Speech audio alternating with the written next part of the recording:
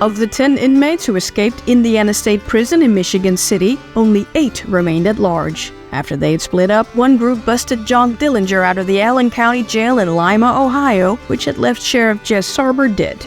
Dillinger and the escapees formed a new bank-robbing team, dubbed by newspaper reporters the Terror Gang. However, the captain of the Indiana State Police, Matt Leach, had persuaded the press to call them the Dillinger Gang, in a futile attempt to cause leadership troubles and break up the group. Acting on a tip from snitch Arthur McGinnis, a combined police force of Indiana State Police and Chicago City Police laid a trap for John Dillinger at the doctor's office. I am Yvette. This is Defragged History. Thank you for tuning in to episode 4 of the story of John Dillinger, how it started, how it ended, and everything in between.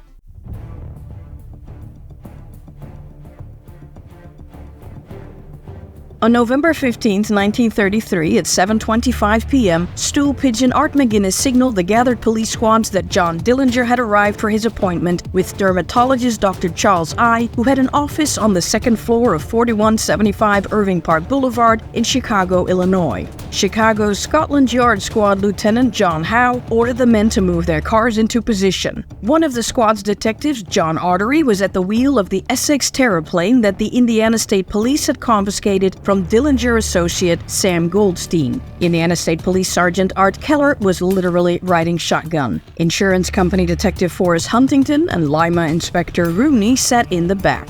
Artery was parked on the wrong side of the street behind an unmarked Indiana State Police car facing Dillinger's Terraplane. Across the street, a Chicago Police Squad car was parked facing the right way. The fourth car, with Chicago Patrolman Howard Harder and his squad, was parked across the intersection, facing the same direction as Dillinger's car. Once John drove off, everyone would move in, block his escape, and all 16 officers present would open fire. Dillinger's girlfriend, Billy Frechette, in the front seat of Johnny's car, saw the trap being set, but couldn't warn her boo. Inside the dermatologist's office, Dr. I had just finished giving John his second treatment for his barber's itch. He passed a window and was like, a lot of cars parked outside. Weird. Dillinger, already out of the chair, took one look out the window and ran downstairs with a gun in each hand. In the doorway, Johnny fired 2 shots in the general direction of the parked cars as Billy started the Terraplane. The shots caught the officers off guard, and by the time they realized what was happening, Dillinger had jumped in the car, dropped his guns, picked up a machine gun in one hand, and gripped the steering wheel with the other. In a totally unanticipated move, he threw his Terraplane in reverse and backed onto the busy Irving Boulevard. The carefully laid trap had a gap. Officers emptied their revolvers at the car backing away. Officer Harder, in the car across the intersection, shouted to his driver to floor it and crash into the side of the Terraplane, but the driver moved too fast and stalled the engine. Johnny slammed the brake, shifted into first, floored it, and zoomed down the boulevard, quickly reaching speeds of 80 miles an hour. The Chicago squad cars went in pursuit but were hopelessly outrun.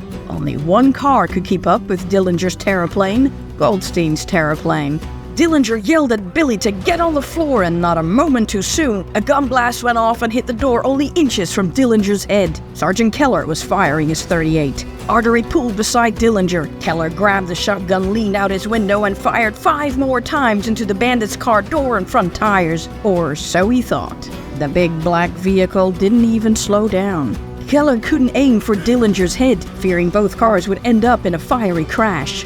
A patrolman walking his beat thought those in the Indiana State Police Terraplane were the hoodlums and fired at them. He struck the windshield, burying Keller in shards of glass. The 2 cars, 100 yards apart, raced for several miles. The Terraplanes approached a trolley crossing with 2 interurbans converging from opposite directions. Dillinger was trapped, or so Keller thought.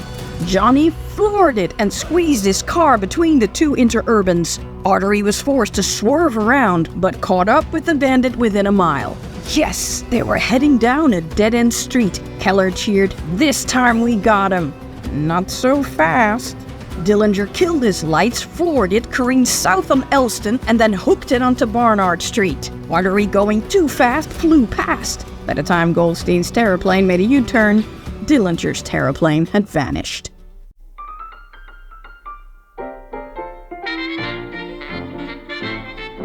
Johnny and Billy ditched their riddled terraplane on Chicago's north side and took a cab to Russell Clark's apartment, where Clark, Harry Pierpont, Mary Kinder, Ed Schaus, Harry Copeland, Charles Makeley, Opal Long, and Pet Sherrington were having a little party, dancing to the big band sounds on the radio. The party crashers quickly told them what had happened.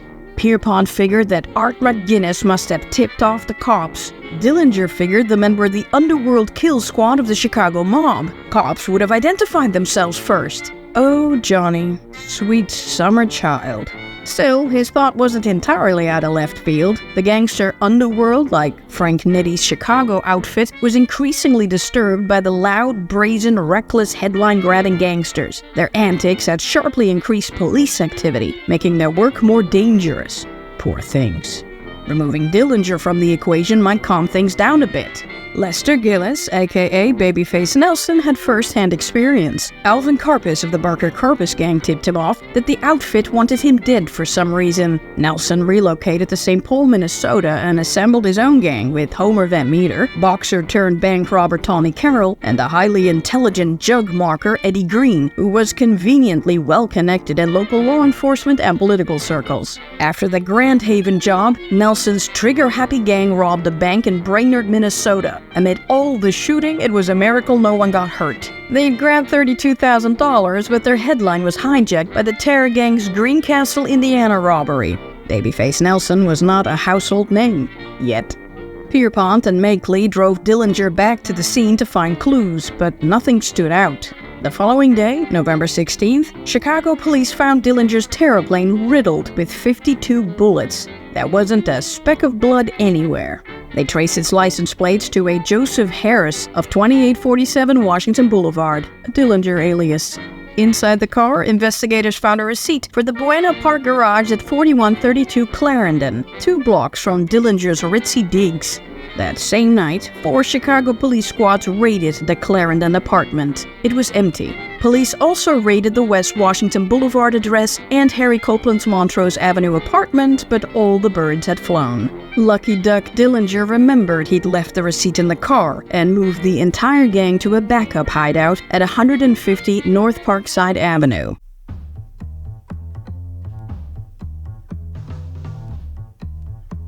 The terror gang read in the morning newspapers that the cops, not the mob, had tried to mow down John Dillinger.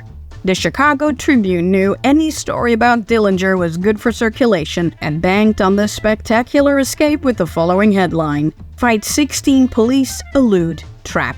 Dillinger, called the desperate leader of a band of outlaws which had been terrorizing northern and central Indiana for weeks, was compared to the James brothers. The story dramatically described how Dillinger held the wheel with one hand, dropped a window with the other, and fired back. Listeners, he didn't fire back.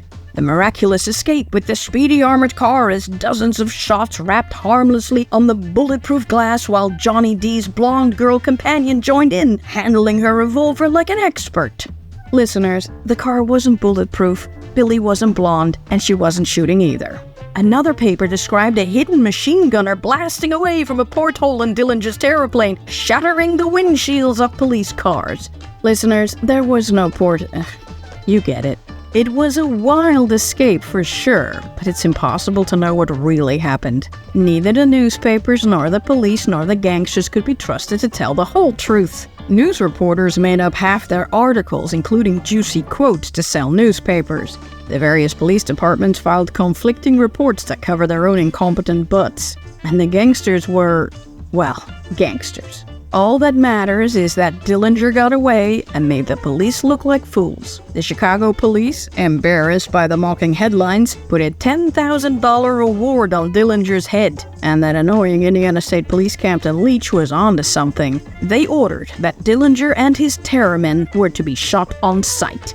Detective Forrest Huntington was enraged with the impatient, rash, Dillinger-obsessed Captain Leach, who, during one of the chinwags with the press afterwards, let it slip that they'd received a tip from a mole. If the gang didn't already know they had a rat among them, they certainly knew now. They knew stool pigeon Art McGuinness was toast. Huntington had a wiretap from the Scotland Yard squad to prove it. At 11:12 a.m. on November 16th, Fred Happy Myers talked to someone named Bob, who told him that Newspaper knew Art had put him on the spot. Newspaper was the gang's new nickname for Dillinger, because of all the headlines. Crook McGinnis had continued doing crook things while being an informant for the police. The cops let it slide because the small fry could bring in big fish Dillinger. No more. The exposed informant was now useless. When McGinnis was arrested for robbing jewelry during a women's bridge party, he was sentenced 1 year to life in the Illinois State Prison.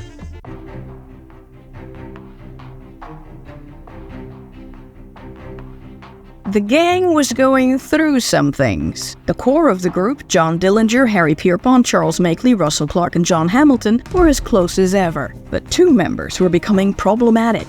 Harry Copeland was drinking too heavily. Ned Schaus was trying to seduce Dillinger's lady, a major no-no in gangland. When the gang held a meeting about their next job, a bank robbery in Racine, Wisconsin, Dillinger kept sneering at Schaus. Afterward, Johnny accused Billy of deceiving him and told her to put on her coat and hat. He was gonna give her what she deserved, a one-way ride. Mary Kinder tried to stop him. "There ain't no sense to it, Johnny. The girl likes Schaus, so what? It's a girl's right to choose any man she wants." Dillinger, too enraged to be reasonable, forced Billy out the door. 3 hours later, they returned arm in arm. He grinned sheepishly at Mary and said he didn't have the heart to do it. That afternoon, Pierpont, Kinder, and Makeley took a trip north to Racine, Wisconsin to prep for a robbery using the LOM technique. As Mary changed the bill at the American Bank and Trust Company, she cased the place, marking cages, vaults, and personnel. Afterward, the trio drove around to make a GITS, marking all the details of their escape route. The next day, while Dillinger and Pierpont were out buying a new car, Kinder overheard Schaus planning to rob the bank himself and was trying to convince Hamilton to join him. That did it. The following morning, each member threw a roll of bills on the couch, and Dillinger told Ed, "There's your money. Now get your ass out." Schaus stole Clark's new Terraplane and headed for California. Some say big ol' softy Clark took pity on Schaus and gave him the keys. What about Copeland?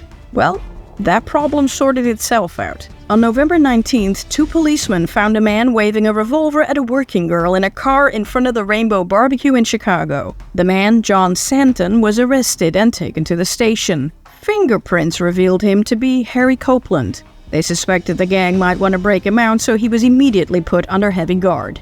The next day, the newspaper headline screamed, "Dillinger Gangster Arrested." Makeley dryly said that neither Copeland nor Schaus would ever be missed. But Copeland knew things. And so did Schaus.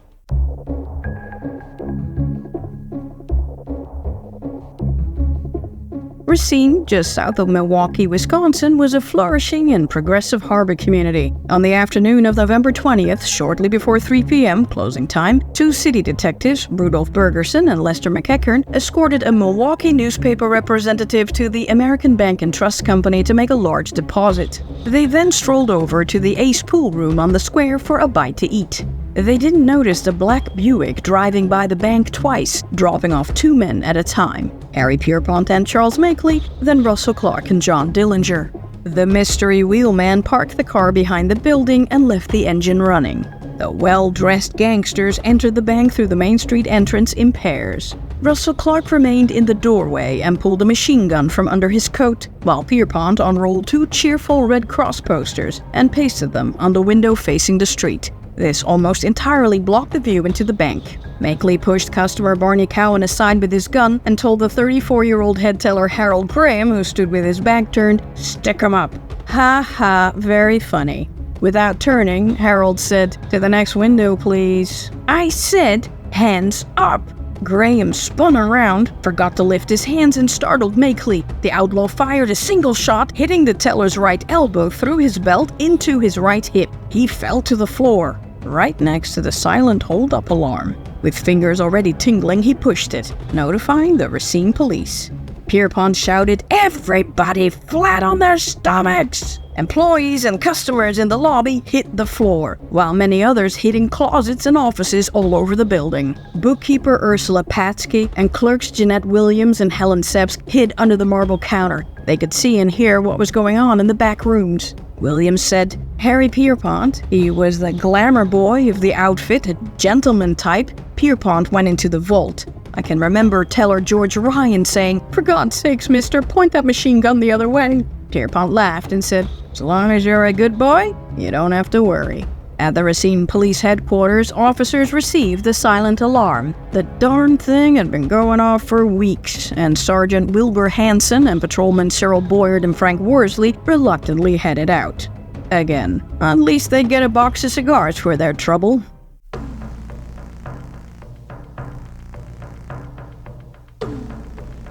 John Dillinger told rookie teller Don Steele to open the vault, but Steele said only the officers had the combination. John came out to the front and grabbed Bank President Grover Wayland, who seemed more annoyed than scared by the whole thing. But opening the vault was a two-man operation. Fine. Along came Wayland's junior officer, Lorne Brown. Assistant cashier Elsie Rowan ducked into a stairwell, and on the way to the basement, he stepped on a floor alarm. A bell outside the bank started blaring. The ringing alarm prompted Russell Clark, still at the door, to fire a quick burst from his machine gun. Rowan left through the rear door but ran into the getaway car and tiptoed right back into the bank and hid. The Racine officers pulled up to the bank, sirens wailing, screeching tires, the whole shebang, ready to put on a little show for the masses. They noticed the parked squad car of the two city detectives. Aw man, the detectives won the race. Now all they get were cigarettes.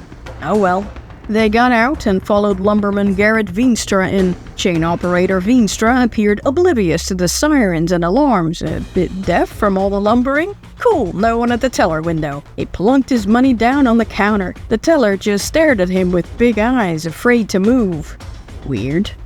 Officer Boyard, on Veenstra's heels, felt a barrel dig into his back.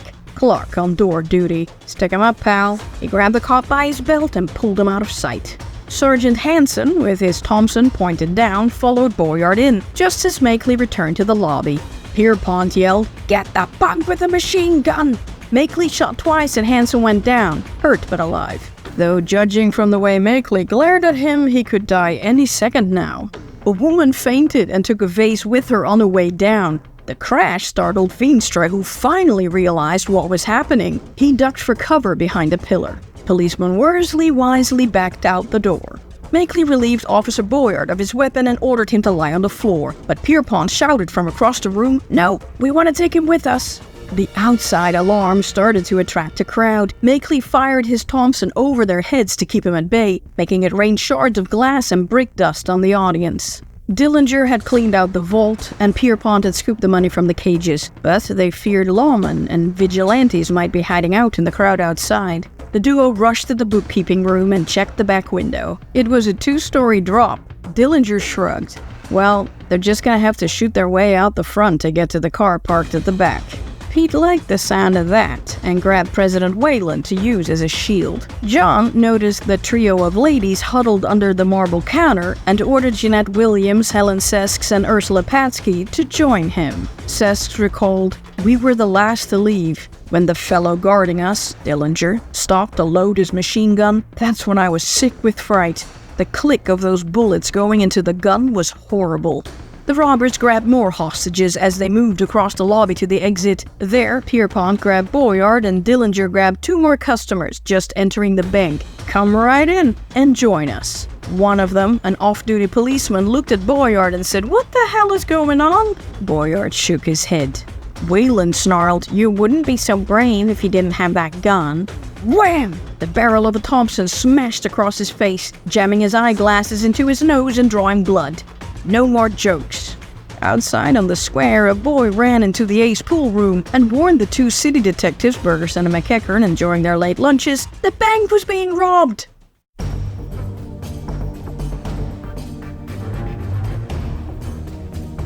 The bandits, wrapped in a human cocoon of about 30 people, exited the bank and forced their way through the curious mob toward the car parked at the back of the bank. Pierpont spotted 2 armed men running down the sidewalk across the street, Bergerson and McEachern. The human cocoon and curious mob were almost at the getaway car. The detectives couldn't fire at the gangsters without hitting hostages, but the gangsters could shoot at them. Pierpont called out to Makeley and pointed at the dynamic detective duo. Charlie spun around and squeezed several bursts from his Thompson. He only hit bricks. Bergerson ducked for cover into Wiley's hat shop, where Elsie Dallenbach was crouched on the floor in near shock. One of the bullets had gone through the brim of her hat, then shattered the mirror behind her. Bergerson crouched behind the store's radiator and shouted for his partner to get back. Then a ricocheted .45 bullet struck his hip. Detective McEachern had swerved into the Venetian Theater, looking for a phone to alert headquarters. He couldn't find one. One of Makeley's shots hit the car of Racine resident Kenneth Lee, who had just parked it across the street, he recalled.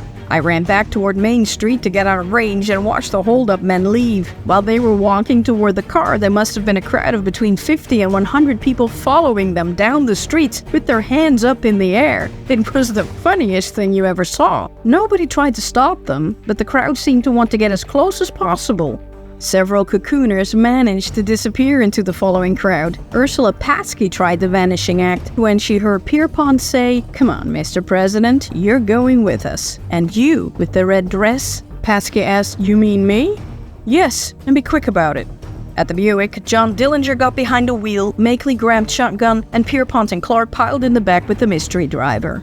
The three hostages had to stand on the running boards, Paskey and Wayland on Dillinger's side, and Boyard on Makeley's, who held the cop's belt so he couldn't hop off. Right then, Racine Police Chief Grover Lutter arrived, on foot. All the cars of his motor pool were gone, so he'd run all the way to the bank. The ex-footballer entered a house, bolted up the stairs, and found a window overlooking the scene. He took aim. Dang it, the hostages were in the way. Dillinger skillfully backed the Buick out of the parking lot and zigzagged his way out of town, with the hostages on the running boards holding on for dear life at every sharp turn. Harry read off the gits while Charlie announced the odometer readings. None of the cops they passed could get a clear shot. When they got stuck in a traffic jam, Dillinger let Boyard go, possibly to lighten the load. Wayland and Paskey were pulled inside so they'd no longer draw attention to themselves. Outside city limits, Johnny pulled over so Clark could change the number plates. The excitement had worn off, and Mrs. Paskey began to shiver. Pierpont took off his overcoat, draped it around her, and asked, "Are you comfortable?" She nodded.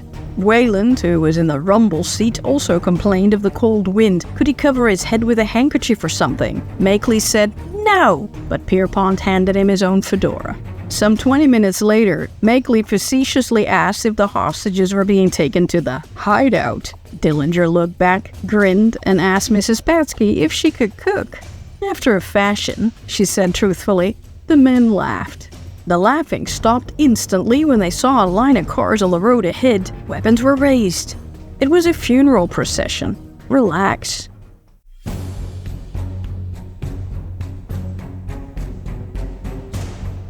An hour later, John Dillinger turned the Buick onto an overgrown trail and cut the engine. One of the outlaws grabbed the gas can hidden in the bushes and filled the Buick's tank. Harry Pierpont directed Grover Wayland and Ursula Paskey to stand on either side of a tree and hug it. Handsome Harry pulled some shoelaces from his pocket and smirked, "Time for a ring around the rosy. She'll be a little late for supper." He tied their hands loosely together. Mrs. Paskey thought they'd die, but Wayland, unfazed, asked, "How long do you want us to wait? 10 minutes?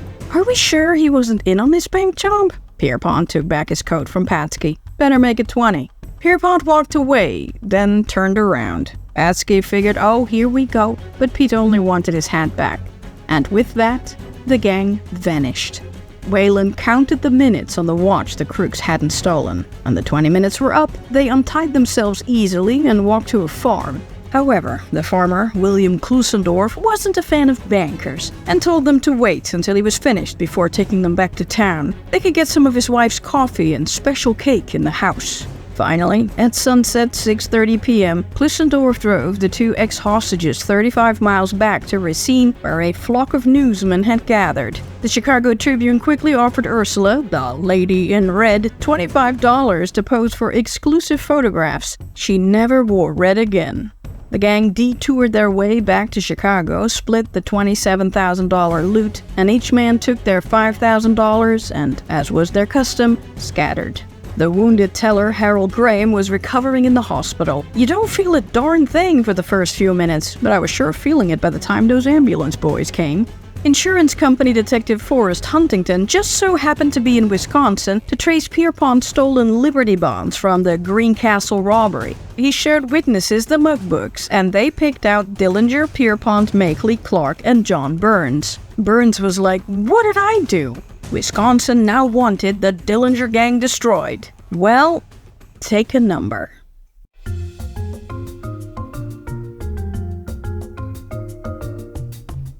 Meanwhile, Lieutenant John Howe of the Chicago Scotland Yard Squad arrested Leslie Big Homer. He didn't tell Captain Matt Leach, so he wouldn't blab it to the press. They needed time to milk Homer for information. However, Big had little to offer. He was an uninformed fringe player of the Dillinger gang. Then Racine County District Attorney John Brown arrived and claimed Homer was the mysterious fifth man in the Racine bank robbery. No witnesses had identified him, and Leslie denied it, but when he realized he couldn't strike a deal otherwise, Homer confessed. A little birdie had told Captain Leach about the arrest, and he raced over to Illinois, burst into the office, and rudely demanded to take Homer to Indiana as a parole violator. Racine could have him after they were done with him. Leslie was handed to the captain, and D.A. Brown now hated Leach. Well, take a number. Meanwhile, Harry Copeland was back in Indiana State Prison as a parole violator. Leach grilled him, but a sobered-up Copeland only selectively confessed to jobs. Ohio wanted him for his involvement in the Lima jailbreak, a one-way ticket to the electric chair. Indianapolis police wanted him for the Massachusetts Avenue State Bank holdup. But Indiana Governor Paul McNutt, still in hot water over the Indiana State Prison break, had Captain Leach offer Copeland a deal. In return for being quoted as saying that the Michigan City prison break was an inside job, he'd be rewarded with the lesser charge of the Greencastle bank robbery. He hadn't been there, and no witnesses identified him, but Copeland took the deal. So, extradition to Ohio and the death penalty were off the table. Lima's prosecuting attorney Ernest Botkin hated Leach for this. Well, take a number.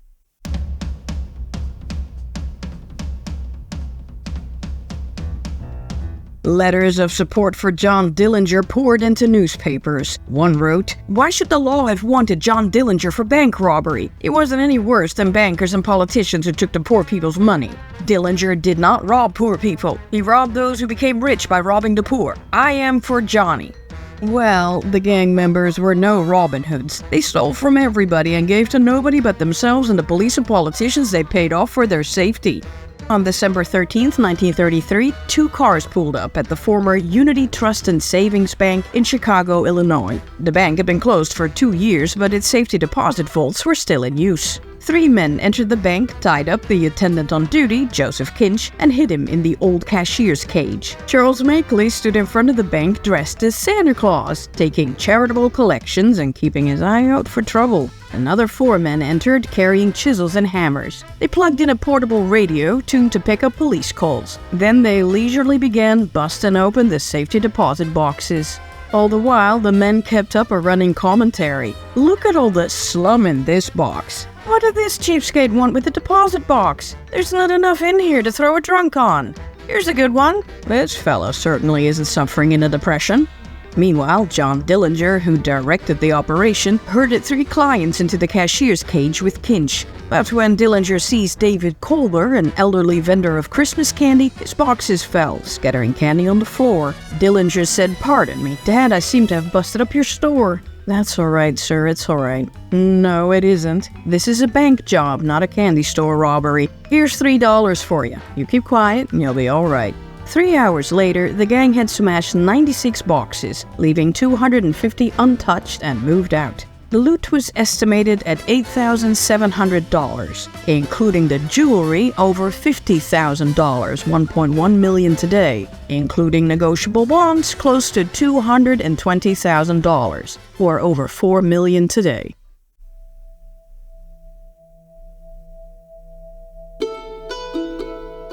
Lieutenant John Howe of the Scotland Yard Squad was following up on another lead, John Red Hamilton. Red had stepped away from the group for a bit and dated random women. He was currently shacked up with his latest conquest, Elaine DeCant Dent, a waitress. Howe had tracked Hamilton's green Auburn Roadster to a garage where it was to straighten a fender. On December 13th, he sent Sergeant William T. Shanley, Detective Frank Hopkins, and Patrolman Martin Mullen over to arrest the car's owner. After hanging out for a few hours, Sergeant Shanley sent his men back to headquarters to return the squad car. He'd be alone only for a few minutes, and what do you know? A couple entered to pick up the Roadster. Shanley flashed his star. The man stalled for a bit, urging his lady to find the ownership papers, but then unexpectedly pulled a gun and shot Shanley twice, mortally wounding him. Hopkins, on his way back, heard the gunfire and raced to the scene. He saw a man and a woman running away and went in pursuit. When the couple split up, he followed and arrested the unarmed lady. The cops initially thought the shooter was Pierpont, but Elaine said her friend John Smith was known as Three-Fingered Jack because 2 fingers on his right hand were missing. John Hamilton, then. Elaine was stunned. She couldn't believe the gentleman who was so smartly dressed, bathed twice daily, put on clean underwear every day, and never cursed, was a gangster. Prosecutors ordered her release.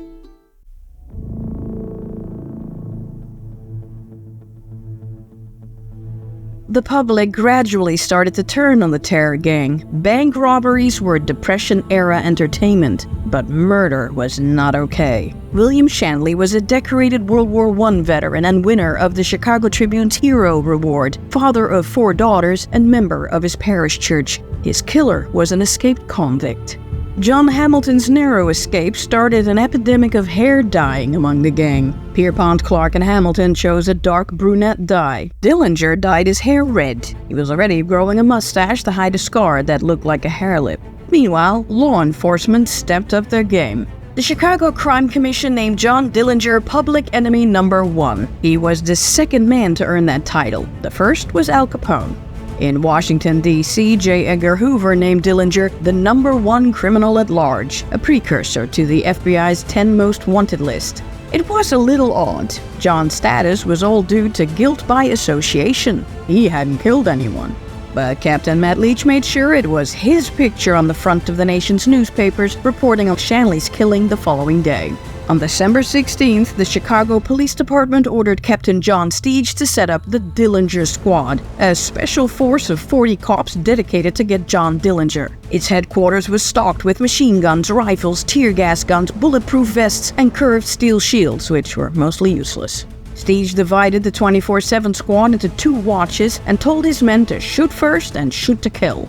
The best marksmen were put on the all-important night shift, and Steege put Sergeant Frank Reynolds in charge of the deadly crew. Reynolds was an accomplished and fearless assassin who despised all hoodlums. He'd already killed 12 crooks in face-to-face duels and was eager to add a 13th notch to his gun, Dillinger. Captain John Steege said, "We hope, although their trails are cold, to drive them out of town or bury them. We'd prefer the latter." Dillinger added Reynolds to his mocking phone call list, but he and Pierpont, feeling the heat, abandoned their Chicago apartments. Just in time, because cops found out about the places from the wiretap on Happy Meyer's phone. They raided the locations, but John was already gone. The gang decided to take a vacation.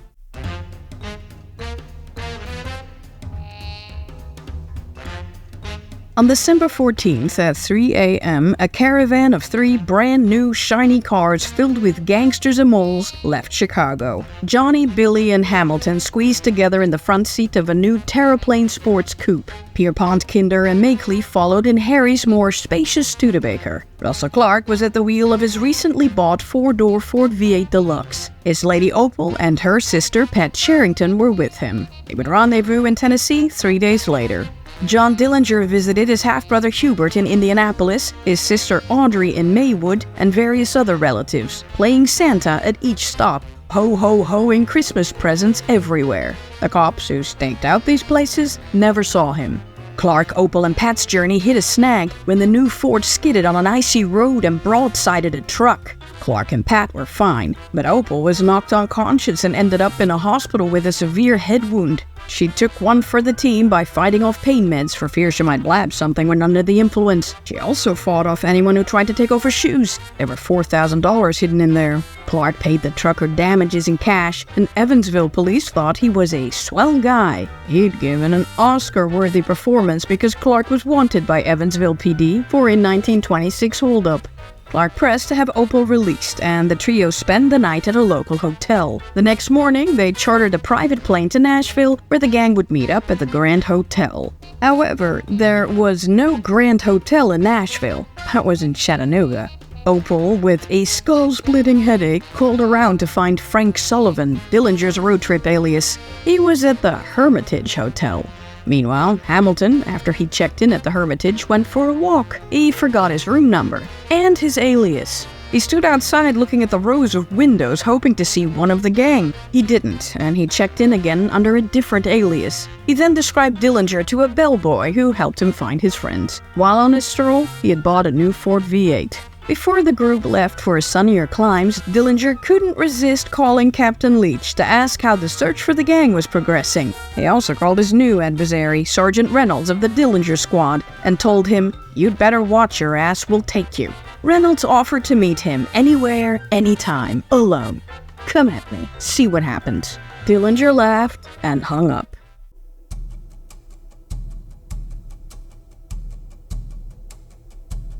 After William Shanley's murder, Indiana officials circulated photographs of members of the Dillinger Gang, the Touhy Gang of Chicago, Vern Miller's Gang of Oklahoma, and Theodore Handsome Jack Clutas of Southern Illinois. They figured they were all in cahoots, somehow. They weren't. Captain Matt Leach received a tip that Ed Schaus and his men would meet in the La France Hotel in Paris, Illinois, to plan a bank robbery. On December 20th, 1933, the captain teamed up with Paris PD and laid a trap. At 10:20 a.m., Schaus, his buddy Carl Miller, and their ladies drove up in Clark's terraplane. Officer Eugene Teague drove the squad car up to the terraplane on an angle to block him. Schaus threw the car in reverse. Too late. Another squad car rammed his rear bumper. He was trapped. Schaus slumped at the wheel and prepared to leap from the car. Miller was already running and got away. Then the shooting began. Though officers were instructed to take turns shooting to prevent a bloodbath, Teague got in the line of fire when he tried to yank Schaus from his terraplane. Teague was struck in the back of the head and died. Schaus and the moles in the car then surrendered without a fight. Lieutenant Chester Butler, responsible for the friendly fire shot, was cleared of all wrongdoing, but unable to deal with killing his friend, he resigned. During Schaus's interrogation in Indianapolis, he would only say that he had broken with the Dillinger Gang and was out of the loop. He was shipped to Michigan City to serve out his original 25-year term and began to rap. He added to what Leslie Homer had already rapped. Homer had revealed that the gangsters used special rings and knocks when arriving at a home. Schaus added that at every knock, proper code or not, the gangsters grabbed their guns and got to their designated defensive stations. The gang, constantly on alert, sometimes slept in their stolen bulletproof vests and even did drills. Schaus said, "They're all kill crazy. That's why I left them. If you policemen are married men with families, I warn you to be careful about trying to take the other boys. Every man knows just what to do when the police come through the door. They'll shoot it out to the last bullet, and they have plenty of guns and bullets." He also revealed now abandoned hideouts, how the $56,000 in stolen bonds had been unloaded at 45 cents on the dollar through a middleman named Jim Murray, and that a planned robbery of a Muncie, Indiana bank fell through because driver Harry Copeland missed a turn and had to circle back. By that time, the bank was closed. Pierpont wanted to shoot Copeland on the spot, but Dillinger talked him out of it. Schaus felt very sorry for himself. "I wish the cops had put a bullet right in the middle of my forehead. The others too would rather die than be returned to Michigan City. You might as well be dead in there." Governor McNutt ordered the state of Indiana to pay for Officer Eugene Teague's funeral. The outrage of Trooper Teague's death at last unified all law enforcement departments. Captain Leach blamed John Dillinger for Teague's death. "It will cost the lives of more officers before we get them." On the day of Schaus's arrest, the Chicago Dillinger Squad got a tip that there was a Dillinger Gang meetup at an apartment on Farwell Avenue. The next day at 9 p.m., Sergeant Frank Reynolds and two other officers barged into the apartment, guns drawn, and heeded Ed Schaus's advice: shoot first, ask questions later. They shot and killed the 3 men in the place who barely got 2 shots off between them. Captain Steege entered the smoke-filled room and saw the 3 bodies. "So, Reynolds, which one is Dillinger?" The sergeant got a towel and wiped the blood from the face of the first body. "Yeah, none of them." A little later, the elderly deputy chief of detectives examined the bodies and said without hesitation, "This man is Dillinger. The other 2 look like John Hamilton and Harry Pierpont." Reynolds was like, "Nuh-uh." 3 hours later, fingerprint analysis identified the men as Louis Katsovitz, Charles Tettelbaum, and Sam Ginsberg, a trio of bank robbers who had escaped from prison in Ottawa, Illinois. The triple killing was headline news in Chicago, but Indianapolis reporters were more interested in a local story. On December 22nd, Matt Leach had received an early Christmas present left at his office door, a dime book called How to Be a Detective. Leach was in no mood for jokes. Stuttering with anger, he accused the local reporter Red Gallagher. Gallagher denied it, and one of the news services circulated a story that the practical joker was none other than John Dillinger. It was the beginning of another Dillinger myth. Leach believed it, and Dillinger never denied it. The real culprit was reporter Jack Senjner.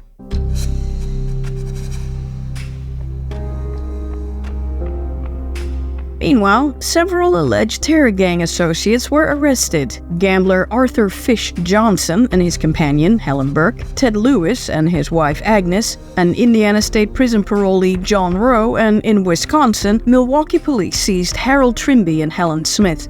On December 20th, Chicago police traced the license plate of one of Dillinger's cars to a Bob Price. Captain Steege and company staked out his place at 420 Surf Street. They easily arrested this Bob, who turned out to be Hilton Crouch.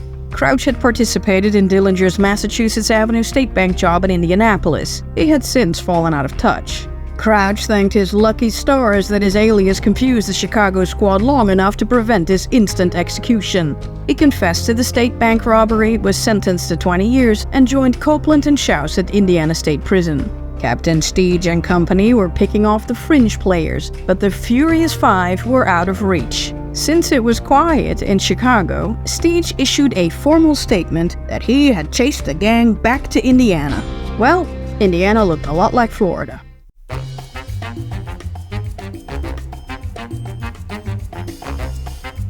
On December 23, 1933, the gang was completely assembled in Daytona Beach, Florida. They had rented a colossal 3-story, 17-room oceanfront mansion at South Atlantic Avenue for a thrifty $100 a month. As per usual, the machine guns and pistols were locked in a closet so the cleaning maids wouldn't see them. Dillinger was Frank Kirtley and Pierpont was J.C. Evans, appropriating the surname of Big Bertha, the most hated guard in Michigan City. John Hamilton, as Art Morton, licensed his newly bought Ford V8 in Florida. The gang and their women spent their days swimming, sunbathing, and horseback riding on the beach, and their nights going to the movies, playing poker, and shooting craps. Meticulous dresser John Dillinger restocked his wardrobe, and the girls likewise went on a shopping spree. The gang's gals, Billy, Mary, Opal, and Pat agreed that it was the best time of their lives. Though they didn't fear detection and traveled out in the open, they cooked most meals at home or had them delivered, just in case. John Dillinger, deeply in love with his Native American sweetheart, felt that Harry Pierpont was being too attentive to Billy and blamed her for it. There's a story, repeated by many authors, that Dillinger became violent toward her and sent her back to the reservation in Wisconsin. However, there is no evidence of this. According to Dillinger, the following happened. One night he took Billy for a ride along the Florida sands and suddenly pulled over. He was angry and cold. "You've been playing around too much with Harry. Do you have anything to say before I give it to you?" Billy Frechette never flinched. "You know it isn't true, but I'm not afraid to die. I don't want to live if you believe a thing like that about me." Dillinger appreciated her courage. "All right, kid, let's get back in the car and forget it." On Christmas Day, Opal insisted on cooking the entire Christmas dinner, and everyone exchanged Christmas presents. Mary Kinder received a diamond watch from Harry Pierpont and a box of cosmetics from Dillinger and Billy. Billy was given a Boston Bull puppy, an unusual choice for a band on the run, and sexy silk underwear. When the gang teased John that the lingerie was more for himself than his doll, he slid Billy $1,000 to make up for it. Mary and Pete gave Johnny a pen and pencil set. On December 26th, Dillinger went to a notary public to sign over his terraplane to Billy. Johnny used the alias Frank Kirtley, but listed the new owner as Evelyn Frechette to make sure the deal was legal. Meanwhile, snitches back home told the police that the gang was in Texas or Florida. Captain Leach sent photographs, fingerprints, and other information to the Miami Beach, and Dade County police departments, warning them of the very dangerous, heavily armed men who would not be taken alive. The gang was 260 miles north. Still, the banner headline in the Daytona Beach News Journal screamed, "Police warn against kill crazy gangsters." But no one knew where they were holed up. Pierpont was more interested in the newspaper ads for the new 1934 cars coming out the next day. He got excited about the new Buicks with front-wheel knee action suspensions, allowing for each front wheel's independent vertical movement. He, or rather J.C. Evans, called the Carter Sawyer Buick dealership in Jacksonville and wired $1,600 for the first one. He sent Mary Kinder to pick it up the next day. However, the dealership made a big to-do about the sale of their first 1934 model, with the Jacksonville Times-Union photographer snapping a few pics. The article said the vehicle had been bought by Mr. J.C. Evans of Indiana, who was vacationing in St. Augustine, Florida. The gang freaked out. Fortunately, Captain Leach didn't have a Jacksonville Times-Union newspaper subscription. So, phew. On December 28th, the state of Illinois issued an updated list of 21 public enemies. Every Terror Gang member, and even Mary Kinder and Pearl Elliott, were listed, but John Dillinger was public enemy number 1.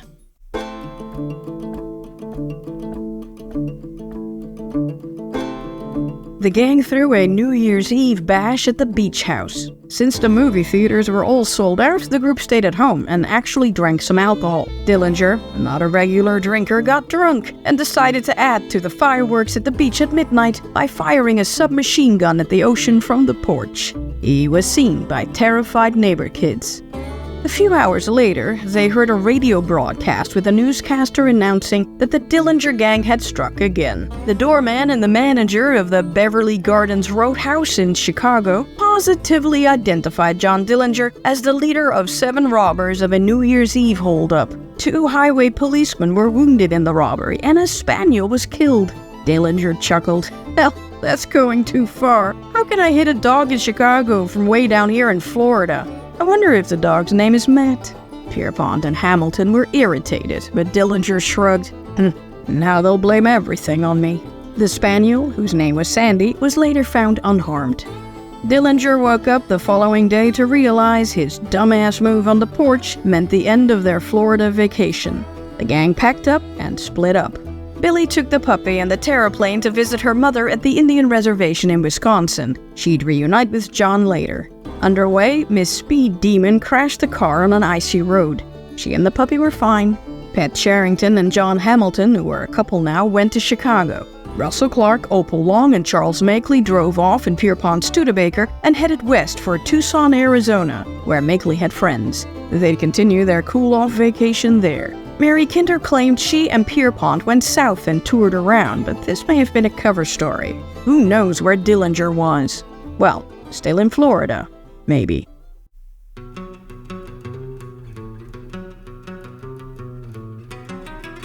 One of the 10 escapees from Indiana State Prison, Walter Dietrich, had gone his own way and teamed up with handsome Jack Clutis. They formed a gang called the College Kidnappers. On January 6, 1934, Captain Daniel Gilbert got a lead on Clutis from an informer and led 2 squads to a bungalow in Bellwood, Illinois. They seized Earl McMahon and a man called Paul Straude. After being fingerprinted, Straude was identified as Walter Dietrich. His capture was totally unexpected, as the police were looking for Clutis. Captain Gilbert left 6 men behind to wait for Clutis. When Handsome Jack arrived later that evening, he sensed a trap and pulled a gun. The police killed him instead. Captain Matt Leach headed for Chicago to have a little chat with Dietrich and get him to spill some beans. In exchange for some leniency, Dietrich would make a heavily coached statement to the press to direct all blame away from Indiana Governor Paul McNutt concerning the Michigan City breakout. Dietrich avoided naming McNutt's appointees and concentrated on the misdeeds of wardens Walter Daly and Harry Claudy instead. He illustrated the abuse the prisoners got from "I God Claudy." "We would wake up in the hole, kicked and bruised, with lumps over our body, and usually a few ribs broken." That prompted Leach to say, "That verifies what I believe, that the state prison, under the old officials who had gotten a rut, was 50 years behind the times." Walter Dietrich explained how the escape was planned and gave what appeared to be a false narrative that the guns for the prison break had been smuggled into the prison in a box of threads. This story was meant to prove how lax prison security was and also weaken Dillinger's role. All to make McNutt not look so bad.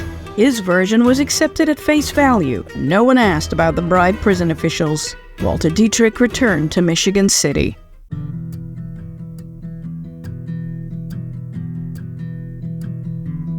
J. Edgar Hoover, the director of the Bureau of Investigation, was unhappy. He wanted to prove the awesomeness of his bureau, but so far his top-notch agents had only had one win: the Charles Urschel kidnapping. Investigations into the Kansas City Massacre and the William Ham kidnapping were washouts.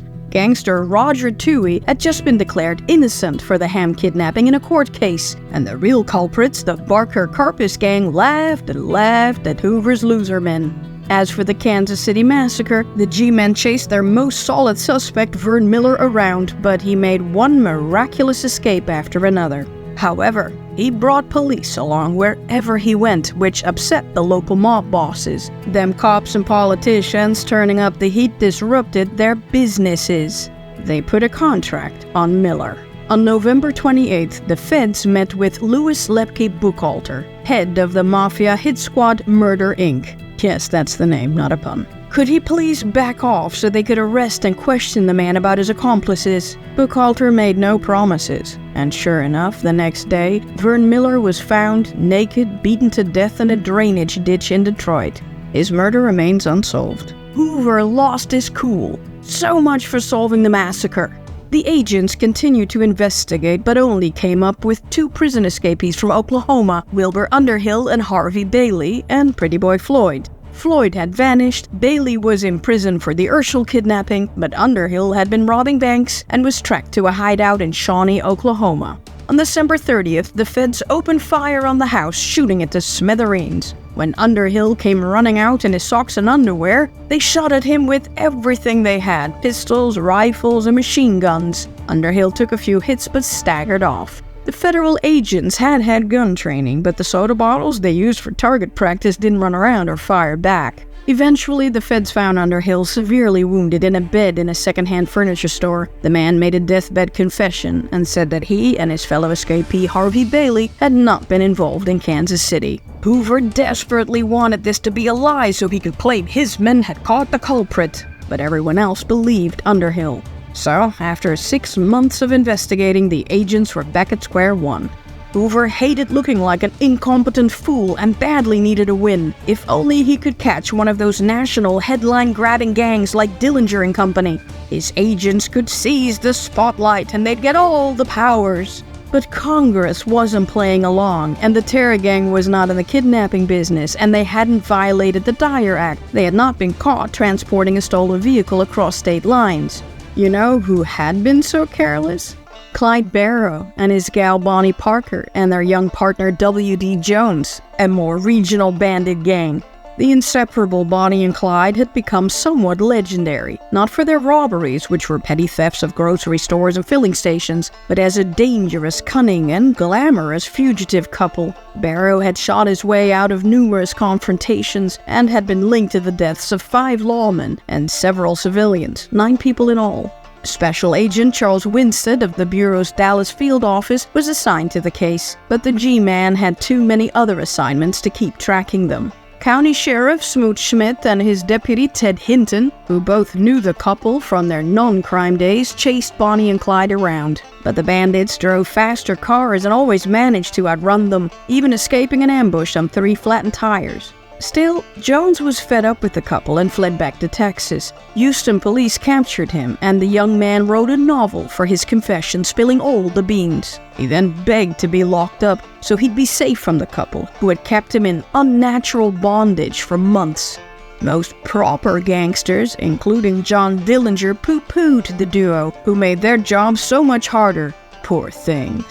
Johnny once answered a question about them. Bonnie and Clyde. Couple of punks.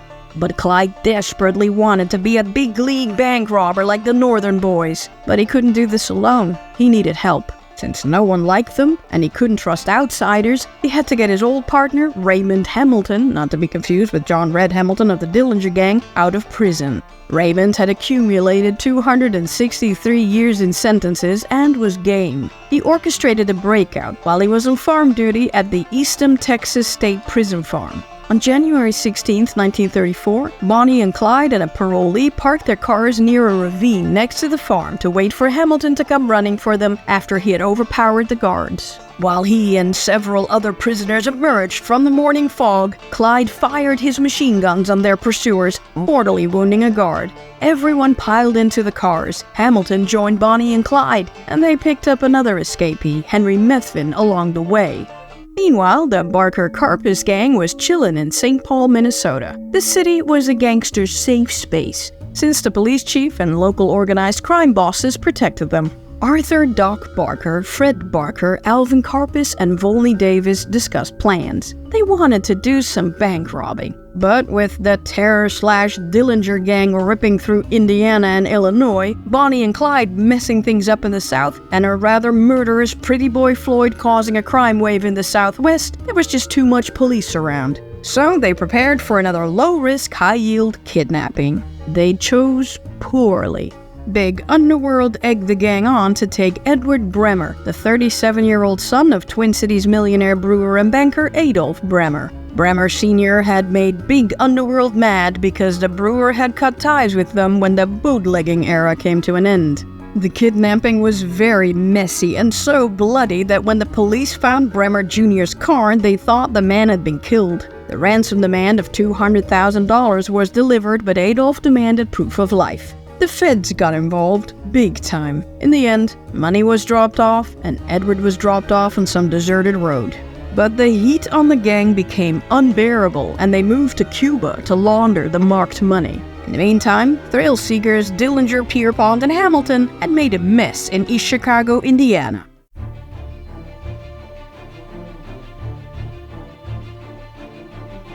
Instead of moving on to Arizona, John Dillinger and Harry Pierpont had a meeting planned with John Hamilton in Chicago at noon on January 15, 1934, to talk about a nice new jug, the First National Bank of East Chicago, Indiana. Again, East Chicago isn't a suburb of Chicago, Illinois, it's a city just across the border in Indiana.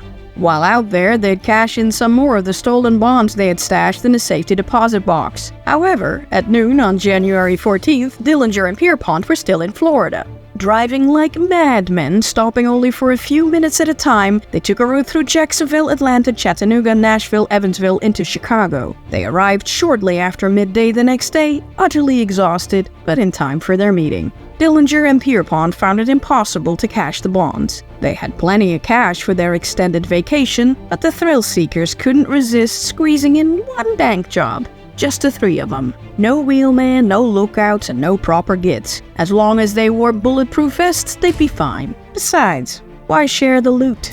Dillinger started believing in his own myth.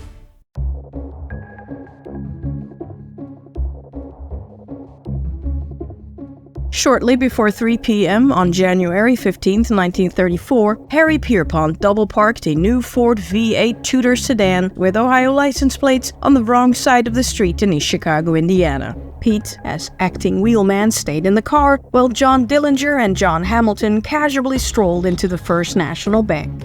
Hamilton stood in the doorway, and Dillinger put a trombone case on the lobby floor, opened it, and lifted out a stockless Thompson. Some 20 horrified customers and a dozen or so employees watched him calmly insert a 50-round drum and go over to cashier James Dalton. "This is a stick-up. Up with your hands, everybody." Everybody obeyed. Hamilton herded the women and children into a safer corner, while Dillinger told a lady with a baby stroller to go behind a teller's cage. Male hostages were lined against the wall, which is not at all terrifying. A customer who had just cashed a check backed away without his money, but Dillinger said, "You go ahead and pick it up. We don't want your money, just the bank's." He turned to Vice President Walter Spencer, who was on the phone. "Hang up that phone, Mr. President." Spencer placed the receiver down and slid his foot over the silent alarm button wired directly to the East Chicago Police Headquarters a block and a half away. As usual, the police thought it was a cry wolf thing. Still, Detective Sergeant William Patrick O'Malley motioned for the patrolman Hobart Wilgus, Julius Schrenko, and Pete Whalen to go with him on what was probably just a cold afternoon stroll. When they got to the bank, it was all very quiet. There was no crowd, no commotion, no blaring alarms, just business as usual. Uniformed Wilgus, with his coat buttoned over his gun, led the pack single file through the double doors. Next thing he knew, he was staring down the barrel of John Dillinger's machine gun. Dillinger said, "Just the person I'm looking for. Where's your gun?" Wilgus pointed, and Dillinger took his service revolver, opened the cylinder, and dumped out the 6 bullets on the floor. Sergeant O'Malley, right behind Wilgus, saw what was happening, shut the door, and backed into Schrenko and Whalen. Schrenko ran to a nearby Walgreens drugstore to call for backup. Patrolman Whalen covered the bank's door. O'Malley pulled his .38 and stationed himself against the limestone facade between the bank and a dime store. Reinforcements arrived quickly. A squad car pulled up with East Chicago Captain Tim O'Neill, Captain Eddie Knight, and officers Nick Rannick and Lloyd Mulvihill. The cops spread out, ducking below the high curb and crouching behind parked cars. No one thought to check the massive double-parked getaway car facing the wrong way. Dillinger glanced out the window and saw 7 policemen lined up for them. He called out to Hamilton, busy scooping money into a Federal Reserve sack, not at all worried. "There's been an alarm, but don't hurry. Get all that dough. When we're ready to go, we'll blast our way through. Take your time." Hamilton appeared a few long minutes later with sacks stuffed with over $20,000. With a law enforcement welcome committee outside, the bandits needed hostages for a shield. Dillinger grabbed Patrolman Wilgus and called, "Come on out here with him, Mr. President." Spencer asked if he could get his coat. It was cold outside. Dillinger said he didn't need it. "You're not going very far." That's not at all terrifying.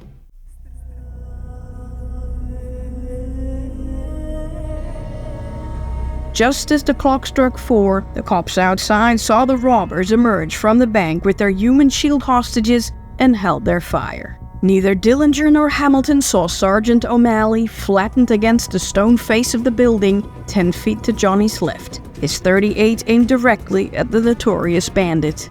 Instead of ordering Dillinger to halt, Sergeant O'Malley called out, "Wilgus! Wilgus!" The patrolman hostage took the cue and lunged to the side, giving O'Malley a clear shot, and he took it. 4 slugs hit John Dillinger's chest. The gangster staggered back, regained his balance, pushed his other hostage to one side, swung his gun, and screamed, "You asked for it!" Dillinger fired at O'Malley, hitting him in the leg. O'Malley fired again, but the bullets glanced off the outlaw's bulletproof vest. Dillinger now aimed low, but the sergeant collapsed and a bullet tore through his heart. He was dead. The other policeman watched helplessly, unable to fire, afraid to hit the bank's vice president, Spencer. But at the car, the banker fell, and bullets rained. Dillinger jumped into the car unscathed. Officer Wilgus took off. As Hamilton lifted up his bulletproof vest to get in the car, he was hit 7 times, in the arm, in the right hand, and 1 in the groin. He dropped the bloodstained pistol and fell to one knee. Like a Hollywood stuntman, Dillinger ran over and grabbed Hamilton under the arm while simultaneously firing short bursts from his Thompson. Dillinger shoved Hamilton into the front seat, threw in the money bags, and jumped in the back. Pierpont floored it, and the trio took off with squealing tires. But the passenger door flung open and nearly sheared off as it hit a parked car. A pair of Indiana game wardens just passing by heard the shots, gave chase, and fired at the felons as they fled east. They were sure they'd hit the vehicle, but Dillinger poured machine gun fire in their direction, and the gang easily shook off their pursuers. The bandits' cars shot across the Chicago South Shore and South Bend Railroad tracks. They'd cut the power before, so no train interrupted their getaway, and kept heading east. Late that afternoon, the robbers returned to Chicago. When Dillinger scanned the newspapers, he was unhappy to read Officer O'Malley was dead. The flamboyant Yegg had killed his first man. O'Malley's daughters grew up bitter that John Dillinger's name lived on in infamy, while their hard-working father was instantly forgotten. Most reports listed him as a policeman. However, whether Dillinger or Hamilton shot William Patrick O'Malley is debated to this day. Several witnesses insisted it was reckless Hamilton, and everything was a ploy to destroy Dillinger's relatively benign persona. Dillinger denied he'd been the shooter nearly always, but he once told his attorney, "I've always felt bad about O'Malley getting killed, but only because of his wife and kids. He had it coming. He stood right in the way and kept throwing slugs at me. What else could I do?" Either way, anger over O'Malley's death ignited demands. John Dillinger was wanted, dead or dead.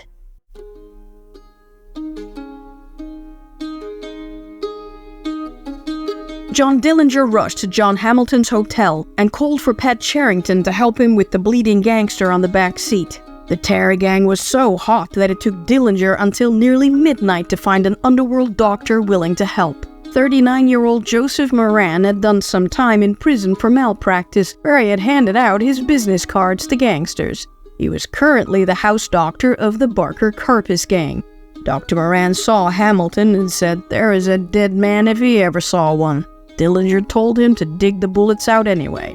Moran removed 8 slugs, dressed the wounds, and then hit Johnny with a whopping $5,000 bill, over $100,000 today. Hamilton, wrapped up like a mummy, was carted back to the dinged-up getaway car. He hopped hideout addresses before ending up with his half-sister and her husband in Fort Wayne, Indiana. Meanwhile, Johnny and Billy reunited on the bridge in St. Louis, Missouri. She had some good news. She had filed for divorce from Walter Spark, stating that she had been a faithful, kind, and affectionate wife for a whole 10 days until he was imprisoned. Legally, he had deserted her. Dillinger needed to replace Billy's wrecked Terraplane, but the 1934 Terraplane models had been downgraded to 6 cylinders, so he bought a bigger Bison Brown Hudson sedan. At the car dealership, Billy's puppy got away and raced around the front lawn. Dillinger chased it and a police officer joined him, cop and robber teaming up to catch a lady's puppy.